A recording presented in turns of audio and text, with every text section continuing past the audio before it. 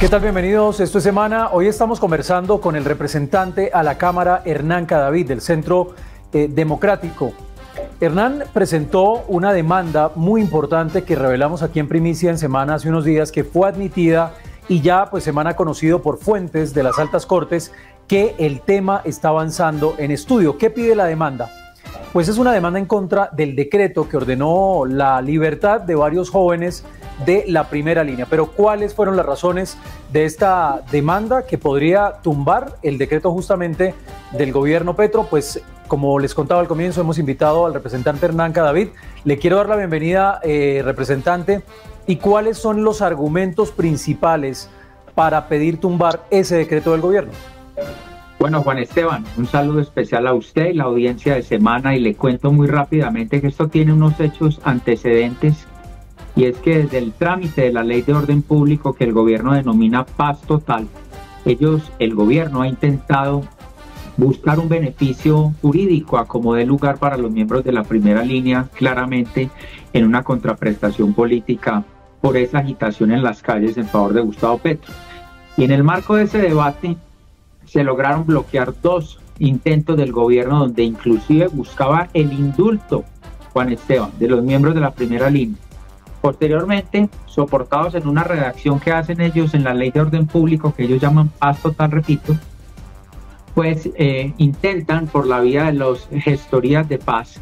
Es una figura que ha estado dispuesta tradicionalmente y jurídicamente para beneficiar a miembros de grupos armados al margen de la ley con quienes se avanza en un proceso de paz. No es el caso de la primera línea, y pues por la puerta de atrás empezar a excarcelar a estos jóvenes en un compromiso político, o a estas personas que termino diciendo, Juan, una cosa son los jóvenes que se manifiestan y protestan, y otra cosa son los que delinquen dentro de las protestas, y ese es el caso de lo que aquí sucede. En este caso, Hernán, con este decreto, el gobierno de Gustavo Petro, podríamos decir, está pasando por encima de jueces y magistrados.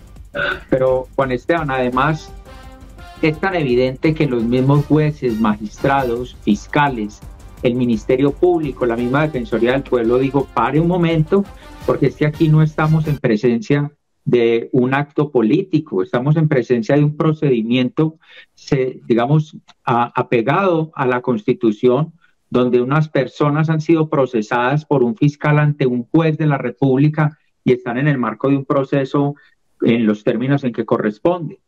Entonces, cuando el presidente de la República simplemente expide un decreto y le dice a jueces y fiscales, más o menos su trabajo no está funcionando, ni importa, ni me importa, lo que importa es mi decisión política, y le dan libertad a los miembros de la primera línea, pues por fortuna hemos encontrado jueces de la República que han dicho, pare un momento, yo esa libertad no la voy a otorgar, primero, porque no estoy en el deber legal de hacerlo, segundo, porque la fórmula que están utilizando ellos es vaga, y tercero, porque está interfiriendo en los actos de la justicia. Por esa razón, yo acudo al Consejo de Estado a presentar una demanda de nulidad de ese decreto en el que se soporta al gobierno nacional, que crea un supuesto comité interinstitucional que interinstitucional no tiene nada, porque no tiene ni a la Fiscalía, que es la titular de la acción penal, ni al Ministerio Público, ni a la Defensoría. Nombró 2 o 3 ministros que al final del día, muy en la característica del gobierno actual, como lo hemos visto con los servicios públicos y otros temas más, se enamora de concentrar el poder en una sola persona y toma decisiones sin respetar la institucionalidad. Eso estamos buscando terminarlo por vía de ese decreto. Si nos accede el Consejo de Estado en los términos que presentamos la demanda de nulidad, pues estaríamos nosotros en presencia de un control, exactamente, un contrapeso por parte de la justicia a un exceso del gobierno nacional. Representante, en este caso hay una solicitud de medidas cautelares, según entiendo. Hay una solicitud. Claro, Juan Esteban, hay una solicitud acompañada en la presentación de la demanda de unas medidas cautelares para que el magistrado, el consejero de Estado o la consejera, en ese momento no sabíamos a quién le iba a corresponder, tome una decisión de suspender los efectos del decreto del gobierno hasta tanto no se compruebe, se valore si hay una afectación o no al ordenamiento jurídico, a la estructura jurídica del Estado, a la división de poderes, al respeto de la independencia de la justicia en Colombia, que cada vez sentimos es más agresivo el comportamiento del gobierno nacional frente a la acción de la justicia si no hace lo que a él le favorece o quisiera.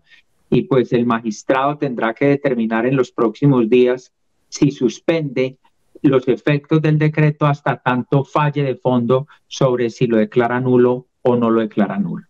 Esa figura representante de gestores de paz, volviendo al tema, se ha utilizado para beneficiar a miembros de grupos armados al margen de la ley. En este caso, esa sería una de las razones por las cuales estos jóvenes no deberían ser beneficiados con esta libertad.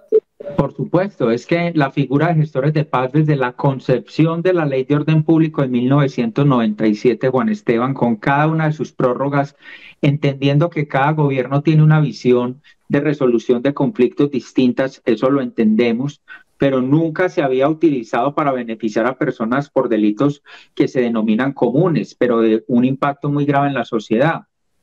Es que las personas procesadas hoy están en medida de aseguramiento por delitos como tortura, como secuestro, como homicidio, como extorsión. No son daño en bien ajeno, no es que quebraron los vidrios de una vitrina o rompieron una llanta de un carro, son delitos de una magnitud impresionante.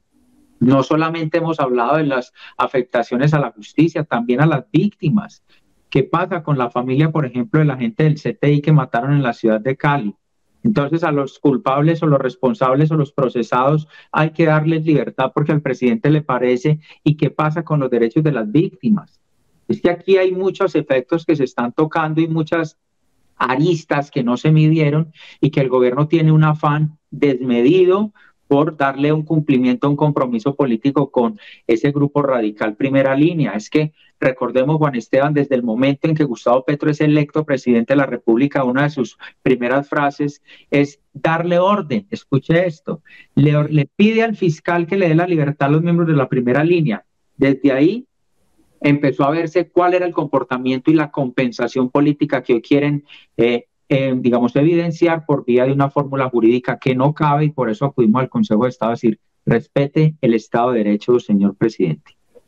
Representante, quiero preguntarle ya para ir cerrando este tema, uno ve en las negociaciones del gobierno, de hecho, el mismo fiscal desde Washington, recuerdo que en diálogo con Semana dijo, aquí lo que tiene que haber es una ley de sometimiento, y de hecho después el gobierno empieza a replantear ese tema del cese bilateral, porque decía él, por ejemplo, es como hacer un cese con Pablo Escobar en su momento con el cartel de Cali, dijo el fiscal.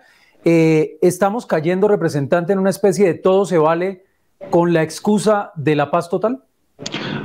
Juan Esteban, evidentemente, además del desorden que presenta el gobierno a la hora de hacer estos planteamientos, no podemos olvidar el anuncio de cese bilateral con todos los grupos cuando sale el ELN a decir ustedes conmigo no han hablado nada. Yo creo que aquí el señor alto comisionado Danilo Rueda, que se caracteriza por un perfil bajo y amenazar periodistas en los pasillos del Congreso, va a tener que respondernos a nosotros en el Congreso y al país qué es lo que está haciendo, fraguando, transando con grupos armados al margen de la ley.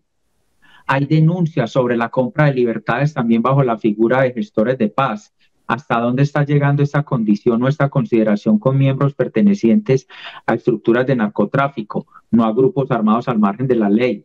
Es decir, hay un gran desorden donde hay una supuesta paz total, donde quieren que pase un tren de lado porque es que es la paz total.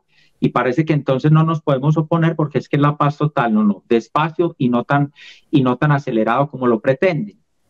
En la estructuración jurídica, un tratamiento es el del ELN, otro el de las bandas criminales, otro es el que denunciamos desde el trámite de la Ley de Orden Público. Iban derechito, Juan Esteban y audiencia, a darle beneficios a Iván Márquez y lo negaban y decían que no. Hoy se está evidenciando que unas FARC que nos habían dicho que se habían terminado hace unos años, que si se cumplía el acuerdo de La Habana se acaban las FARC, hoy ya no resulta que tenemos unas FARC, las del Congreso, que además defienden a las armadas. Esto es la combinación de las formas de lucha en pleno 2023. Timochenko, FARC políticas, defendiendo a las FARC armadas, Iván Márquez. ¿A qué están llevando al país? Y eso lo está aceptando el gobierno nacional. Representante, no lo puedo dejar ir sin una pregunta. Veo un trino suyo de hace pocos minutos en el que dice que le admitieron en el Tribunal de Antioquia una acción de cumplimiento. Esto sí no tiene nada que ver con el tema de la primera línea que presentó para garantizar, dice usted, que la reforma a la salud tenga el trámite que corresponde y no el que se le antoja más fácil al gobierno. ¿Podría contarnos sobre este tema? Juan Esteban, claramente hay un antecedente y un hecho, y es que el gobierno presenta una reforma a la salud que debería, en nuestro concepto, que tramitarse como una ley estatutaria. Esto implica unas consideraciones de mayorías más amplias que las de una ley ordinaria como lo pretende. Esto tiene un control previo de constitucionalidad, no una ley ordinaria como hoy lo están desarrollando. Y como habíamos acudido al presidente de la Cámara, David Racero, para que esto se tramitara ante la plenaria de la Cámara y no aceptó, como lo dispone además la ley quinta, reglamento estricto del Congreso, pues acudo a la justicia a decirle al juez administrativo que ordene el cumplimiento de la ley. No estoy pidiendo nada que se me haya ocurrido de última hora, simplemente la ley dispone que las apelaciones de las decisiones del presidente de la Cámara deben ser resueltas en la plenaria de la Cámara, no en una oficina con unos asesores del presidente. Acudimos en este instante entonces al Tribunal Administrativo de Antioquia, que admite la acción de cumplimiento, que la evaluará y en los próximos 20 días tendrá que tomar una decisión diciéndonos si tenemos o no la razón en este aspecto, Juan. Pues, representante Cadavid, muchas gracias por su tiempo para Semana y estaremos muy atentos a esa demanda que ya, repetimos, decíamos al comienzo, ya está estudiando el Consejo de Estado. Muchas gracias a usted, Juan. Vamos a seguir haciendo esta batalla desde el plano jurídico, nunca desde las vías de hecho, y si nos acude la razón, pues que proceda lo que tiene que proceder en estricto sentido. A usted, representante, muchas gracias. Una demanda que pide anular el decreto con el cual el gobierno de Gustavo Petro ordenó la libertad de jóvenes de la primera línea. Está pasando por encima, dice el representante Hernán Cadavid, de alguna manera el gobierno de jueces y magistrados. A ustedes muchas gracias. Esto es Semana.